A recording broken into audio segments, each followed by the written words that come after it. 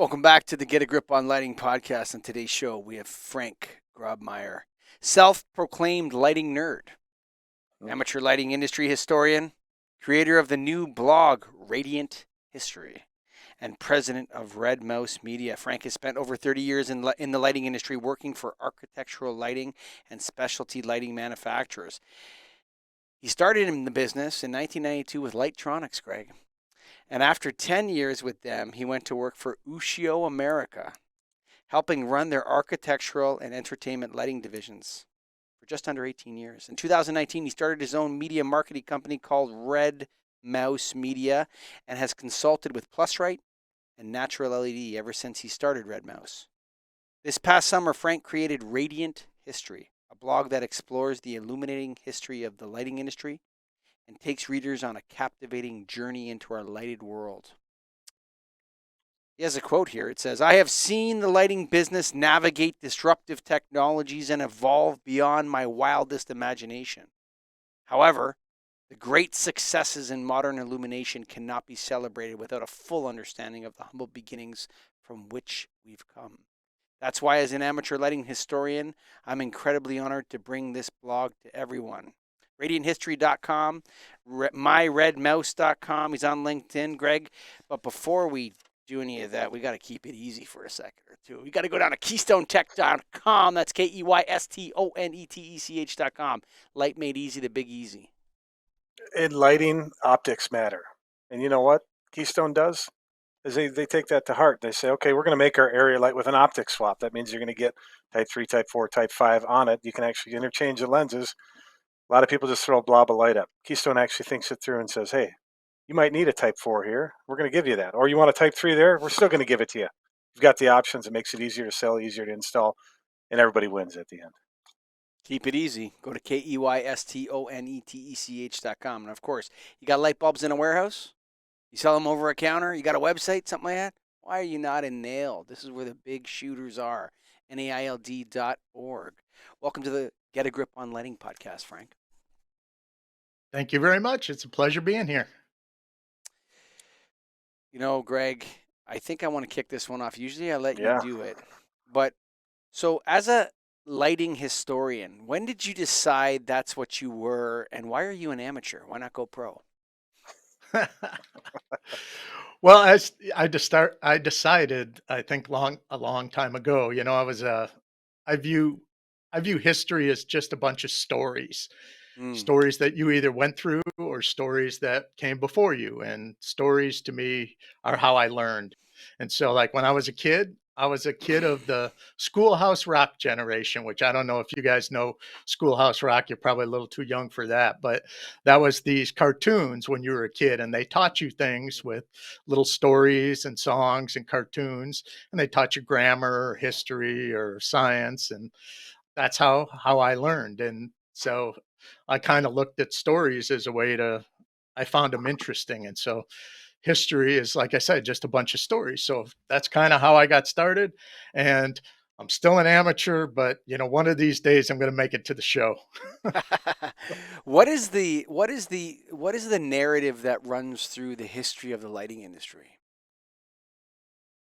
I think it's progress. I mean, if you really look at it, if you look back to the humble beginnings of this thing, even if you go back to just fire and light and candles and gas lamps and to where we are today with solid state lighting and some of these, amazing controls that we have today. I think I guess the conjoining string that connects everything together is progress. We've made a lot of progress. And, you know, but it really makes me think about when everybody's sitting there and they're thinking about like, how do we, yeah, what's the next thing? What's the next great thing? Where are we going? What are the trends in the lighting business? I take a look back and I say like, all right, so where did we come from? How did we Mm. get here? And so we've made a ton of progress, but I think we need to look back at our humble beginnings and say like, you know, how did we get here? We talk about, for example, a lot of different legislation that's changed this business, whether it's Mm. sunsetting halogen power lamps or things like that. I look at it when those things happen and I go, Okay, why were halogen power lamps such an advancement when they were developed, or how did they get developed? Mm. And I think you gotta take a look back at how groundbreaking some of these things were at the time, and you look back and you go, man, that doesn't seem like anything, but we've really come a long way. So answer your own question then that you asked right there beforehand. You gave us an example with halogen power lamps, but just answer that question, then I'll turn it over to Greg.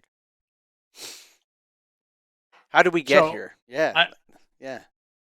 yeah, I mean, you know, I think each generation or each manufacturer tries to push each other, and I think there's competition, friendly competition. I think that drives thing. And I think that halogen powers were cutting edge at the time. Like when I got into the business, I worked for a halogen power manufacturer, Mm-hmm. and that was cutting edge at the time.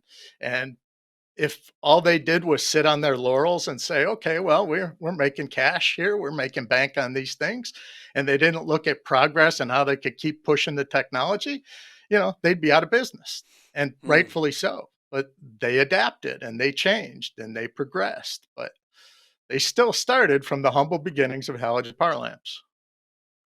This is an intense undertaking. So my question to you is where do you start? Like what is the first thing you start with when you talk about the history of lighting? Are you looking at electric? I know you mentioned fire before. Are you just looking at all of lighting, all anything that lights? See, I had the wonderful opportunity for about 18 years to work for Ushio America, which is a specialty lighting manufacturer.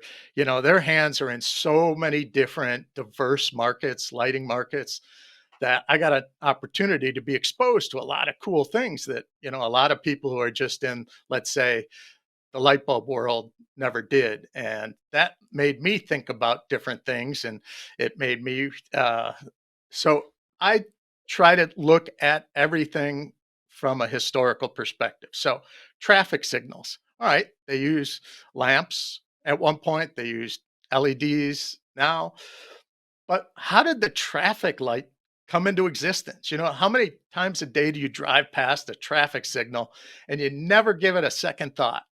Well, crazy me looks at it and goes, "Well, how did that come about? How the heck did we get traffic signals?" And so I research it and I learn about it and I say, "Oh, wow. So there was a guy who invented the traffic signal. And what did he use? What type of lights did he use? How was it controlled? And, how did he go from," and I'll give you a little secret, it happened in Salt Lake City, and he was a traffic cop who invented it. And you go, how did that go from Salt Lake City to worldwide? And how did we make it universal with red means stop, green means go? How did all that come about? So I was fascinated by that. So yes, it's lighting related, but I think it crosses over into so many different things. For example, like a crazy thing like the Light Bright. Remember the Light Bright toy? You know, Mm-hmm. I sit Sure. there and I go, okay, how did that get? It's backlit and they used acrylic, pegs, and then it went LED. But who invented that thing? How did he come about and say, well, kids would be interested in making designs with lighted up pieces of acrylic? So to me, those are How kind of the fun Mm. things that I like to explore. yeah, how difficult is that to piece together? Like let's just stick to your traffic lighting example. How did you learn it was somebody in Utah and what year was it and how do you get all that info? Well, it's a lot of research, it's a lot of online stuff, it's a lot of calls to historical societies and talking to different people in the industry that may have exposed to that. And um, yeah, like I said, I try to take a look at all the different things and all the different markets. And so it like the light bulb went off in my head years ago. My daughter asked me to do a career day at school, and I walk into the class, and inside the class, there's a firefighter, there's like a trauma nurse, critical care nurse, there's a guy who builds race cars, and me, the light bulb guy. And they're like, all right, you're going to go on last. I'm like, well, that's like following the Beatles. How am I going to follow the Beatles with these sixth grade kids? How are they going to listen to a firefighter and how cool his story is? And then me talking about hawking light bulbs. And thankfully, at the time, I thought on my feet. And when it got to be my turn, I turned to the kids and I said, listen, I said, all these jobs are great and they're so necessary. I said, but when you woke up this morning, did you have any need for a firefighter? I hope not. Did you have any need for a critical care nurse? Probably not. I hope not. What about a race car? Did you No, but I'll bet you by the end of my presentation here, I can tell you how each one of you today have been connected to somehow to lighting without, and I'm not even talking about your overhead lights. I'm just talking about, did you make a photocopy today? Did you know that photocopier used a light bulb to make that? Did you guys use a computer today? Did you know that the chip that powers that computer uses a stepper lamp to create the chip and without that light, that chip wouldn't be created. You wouldn't have your computer. So every one of you today touched a lighting product without even realizing it. And that made me realize you know, the kids' eyes lit up and I went, wow, that's pretty cool. People probably want to know about all these different things that they don't realize light bulbs are in or and how they got to be that way. So I- that's Is it kind of how I got started and how I try to be creative. Huh?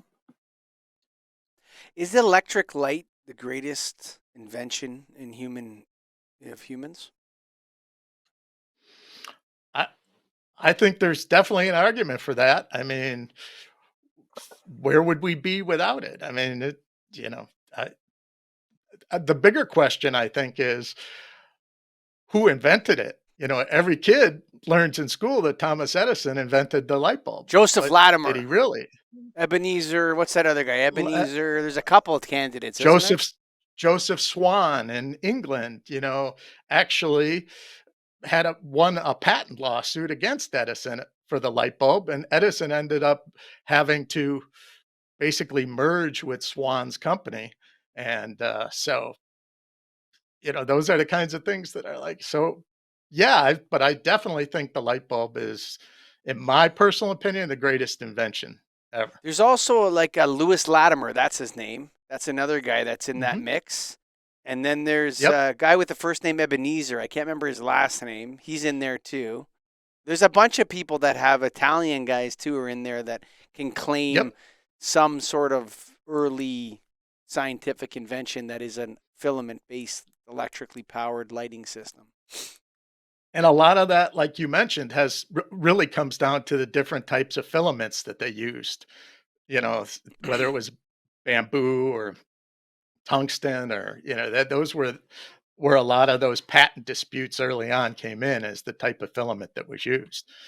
But where I think Edison really excelled and should get the credit is he figured out how to take that light bulb and connect it to an electrical grid and electrical system that could really be commercially used in the world. And Well, what that's a what really that connectivity made it. well, what a lot of people don't add into the mix of lighting is all of our electronics are engaged with through light. So we are now engaging with electric lighting systems to view each other over these screens. YouTube is a light generating video player. That's what it is. It uses light from a computer to show you images or show you videos. Phones are light bulbs. These are light bulbs. All of these Yep. devices that we use are actually I'm not going to say powered, but they are transmitting light signals back and forth to one another, and in a sense their genesis is with electric light as well. And though people don't consider that to be the fact, it actually is true that all of our electronics, the way we engage with them is by engaging with light sources. We've we're living in a digital age, a digital world.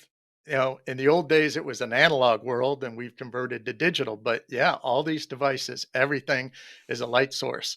And that's why I find it fascinating. And I hope a lot of people find it fascinating.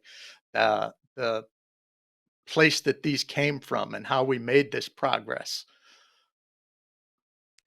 I don't think we know, Greg, and I'm not asking Frank this question, but just as we look back on the Get a Grip on Lighting podcast over almost 400 episodes or something, I don't even know what it is anymore, but I mean, I would say that I don't even think people know what light is. I don't even think they know what it is, or for sure they don't know its potential. Let's put it that way, Greg.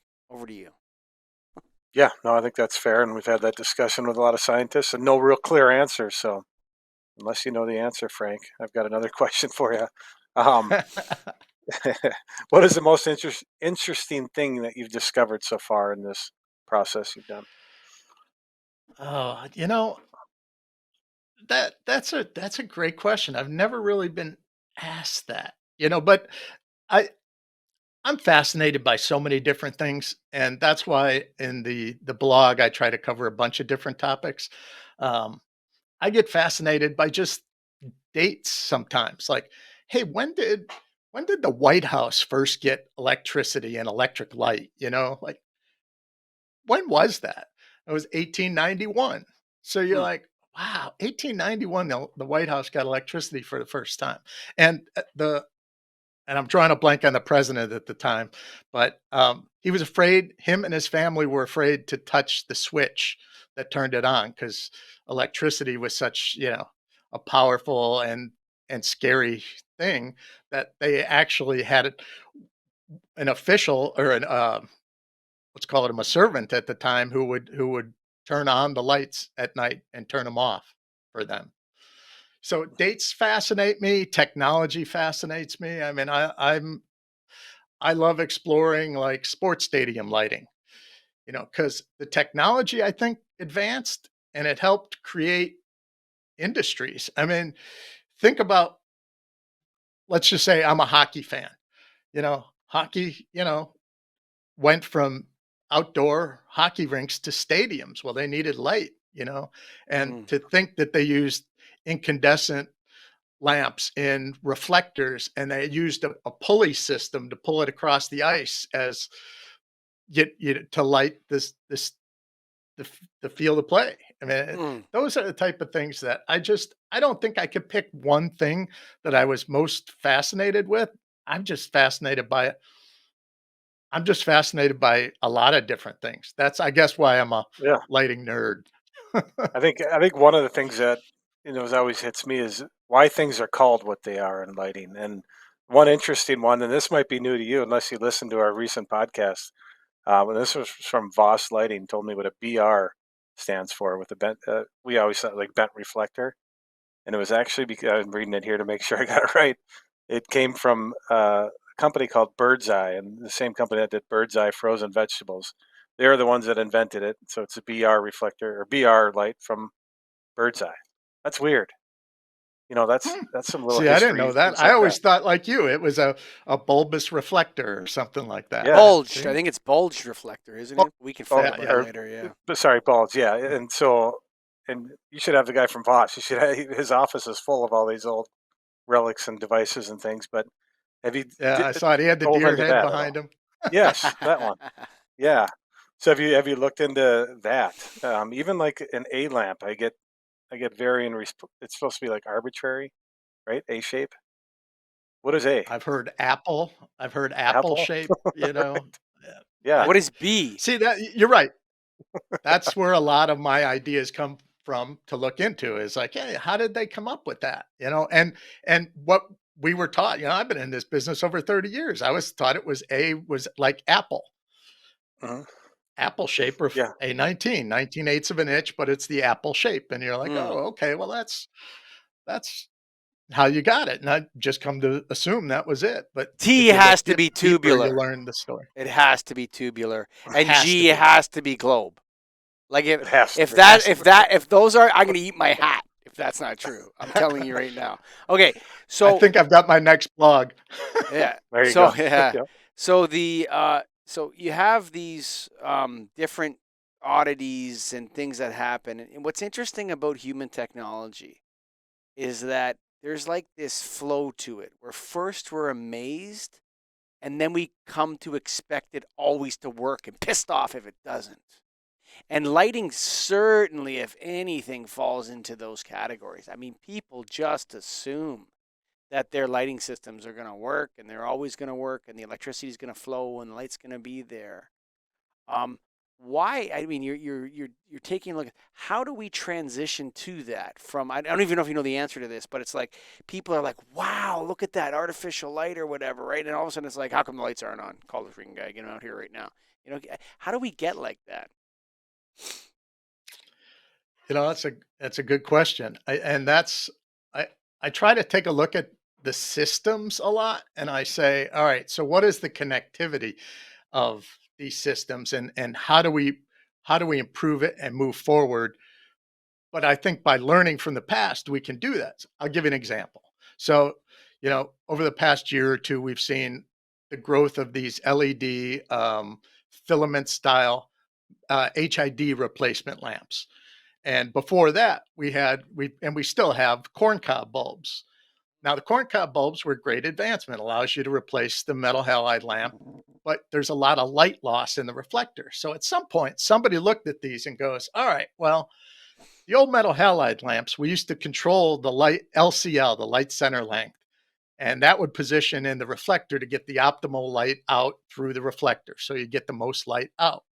So by looking back at that, somebody said, well, if we use these filaments, a higher powered filament style LED, but we position it in the middle of the bulb as opposed to all that light loss going around a corn cob, we can use the light from the reflector better out. So, somewhere somebody is, my guess is, when they were developing these, looked back and said, let's take a look at what we did with metal halide lamps and why those were so good at the time, and see if we could utilize some of that to push the technology forward, the LED technology. So I don't know if that answers your question, but It you doesn't, sent but me it's an down a interesting rabbit hole. answer. Yeah, it's an interesting answer anyway. I can't figure out why humans are so fickle with their joy of innovation. It's something that baffles me. When you think about the corn cob lamp like that, okay? If we don't develop that high lumen corn cob technology with a medium or mogul screw in base, and then start pushing those out into our street lights as a really simple, low energy, dark sky solution using reflectors and all this kind of stuff, or dark, whatever, we're idiots. Like the amount of purple street lights and complicated, nasty, and they're so ugly, these LED outdoor light fixtures. We need to go back to something where the light source is hidden inside and there's not so much glare coming off these 100 watt. You're on the highway, all you can see is the glare of these horrible LED lights. And I hate to be critical, but I just see it so much. And I really think that filament technology with a screw-in base, where a contractor can come down the road and go up in a bucket truck and change a light bulb without a ballast or anything, and the fixture still works. We have to go down this road as a civilization. It's the only way, Greg. I just have to say it. Like, we can't keep putting laptops in the sky. And that's something, Frank, I was kind of parlays to my next question is, as you're studying the history of lighting, are you learning what we're doing so we don't do it wrong in the future, or are you seeing things we're doing wrong now from studying history? Well, I think, and I wouldn't say that we're doing it wrong. I think there's some good ideas that work, and some that might be a little off base. But for we the street light example is a great thing, a great example, because we've been trying to do this right for a long time, and I think we've got, and I'm not picking on people in the business, but we have people who look at this um, way too high end, and then it's not practical. People develop things that aren't practical a lot of times. And like, I was at the IES conference this past summer, and they were talking. One of the paper sessions was on these New York City sheds, basically the canopies they put over around buildings so stuff doesn't fall down, and how you light them. And a lot of these designers in that were thinking, this is beneath them. Why are we having this as part of the IAS conference? But this is practicality. This is where the rubber meets the road. You know, you talk about streetlights. You know, people want a simple solution. They don't need a laptop in the sky all the time. They just need Hmm. a simple solution that doesn't create glare, that's easy to install, that a contractor can get in and out of there, save energy, improve the environment, make it a safer, visually safer space. And they don't need to spend boatloads of money and do a whole huge design project. And I think sometimes we overdevelop things when we don't necessarily need to do that. I guess I I'm a totally agree with practical that. guy. Yeah, and that's where I think both Mike and I are in the same boat too, and why we have a lot of these discussions is because all the noise you hear is about all this stuff that is cool or could be cool, and it's like, yeah, but is it actually practical? Are people going to do it? No, you know. So Yep. that's where the get a Well, grip is all about. Is the like problem figuring it is out. not that whether people are going to do it. The problem is that they do it, and then they're up shit's creek, buddy. Sure. Like, I mean, Yep. seriously, I was driving down the road in just my poor little Stouffville, Ontario, okay? And there comes the purple street lights. Here we go. Just in time for Halloween, right? We got the black light blue parade coming out hot in Stouffville now, right? I'm just like, look at that laptop. Who decided to put a laptop on a pole? Like, you can't, like, there's nothing you can do to fix it. There's nothing you can do. Oh, no, the driver. No. The LEDs are purple, buddy. It's over. That fixture is garbage. And it's only what? 3, 4, 5, 6 years old? The old one that was there lasted 45 years or something. One of those Cobra heads was installed in the 70s. Or whatever, it's 80s or something. And people used to go change the light bulb. We have to develop this corn cob or whatever they want to call it, the high lumen filament technology for our infrastructure so it can be repaired. I'm sorry, you brought it up, Frank, and I just see it, and it's like the history of lighting is becoming like a series of a slow motion train wreck in so many different areas. And then you go to a convention, everyone's talking about not only are we amazing, but now we're going to heal all human ailments. We're going to, with lighting systems, we're going to make you healthier. And sometimes I just sit back and I say, this is absurd. How about you just make a light fixture that lasts 50,000 hours first before you start trying to cure Alzheimer's or whatever. And I'm not to be critical. I'm sure there's scientists that can do studies. I'm talking too much on this show, though, Greg Eric. But, I just get frustrated, though, sometimes, Frank, with this stuff.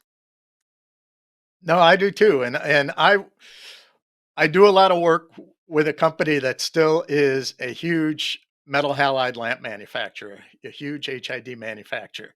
And it's amazing how many people are still using metal halide or high pressure sodium lamps out there and have these fixtures out there, and they're replacing lamps, and they don't want to go LED. Now, that's a lot of it's got to do with nobody's really taught them about how they can, but I think a lot of it is just a technology pushback too. It's like, whoa, I'm freaked out. Now I got to worry about control gear, and I got to wait, slow down.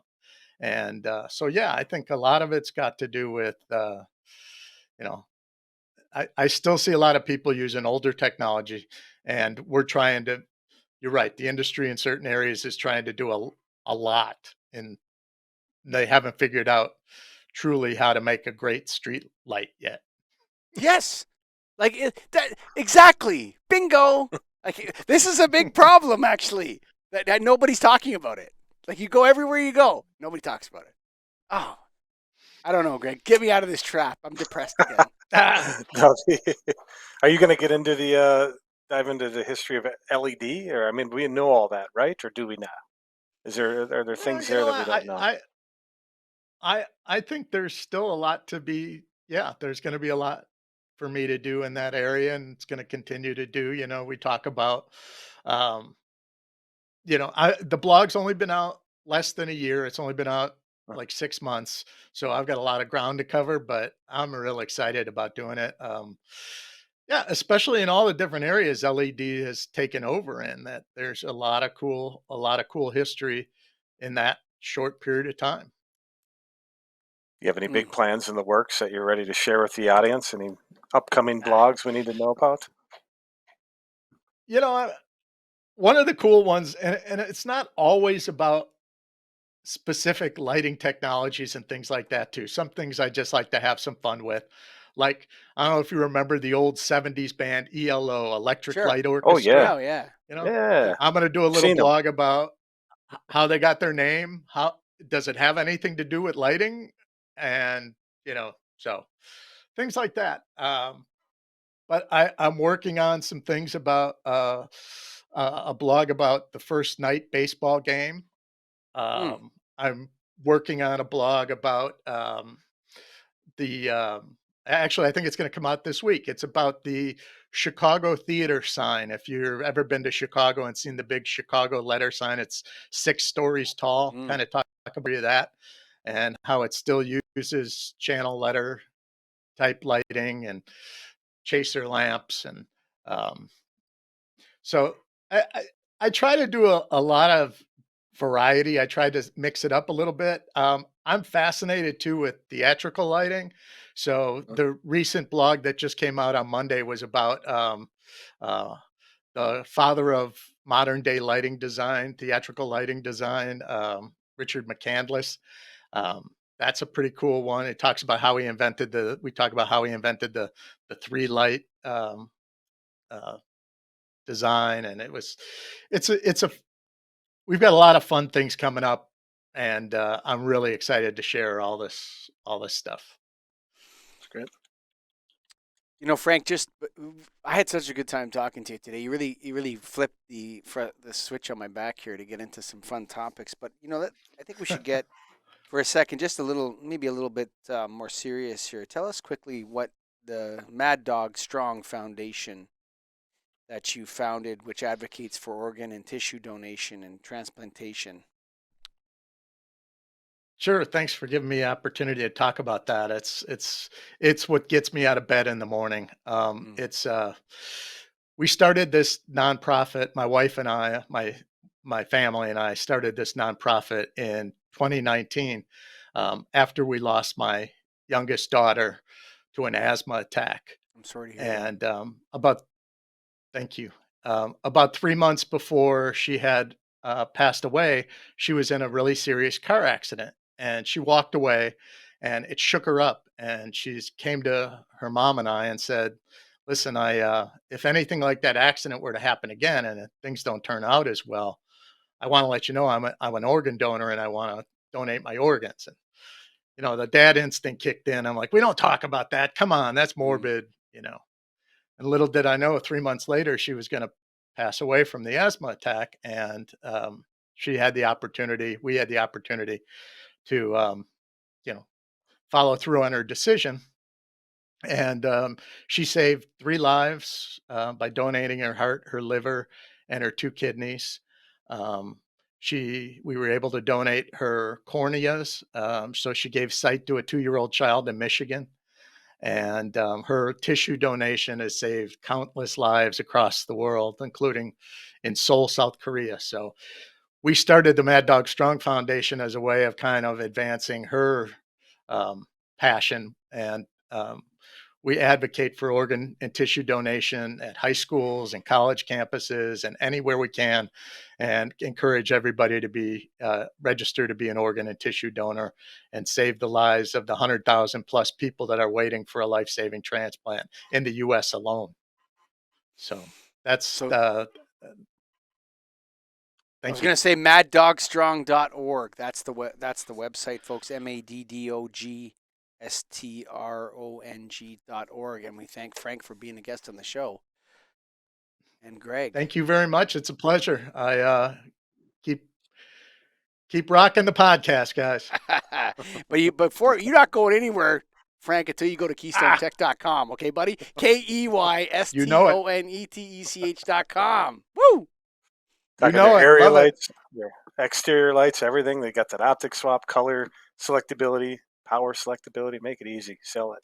Move on. That's it. And I remember Litetronics and Ushio, your former employers, being members of Nailed back in the day, Greg Eric. And, just Strong. and if you got light bulbs in a warehouse right now and you sell them over a counter on a website into projects and specifications, you got to go to nald.org. Thanks for listening, folks. Bye for now.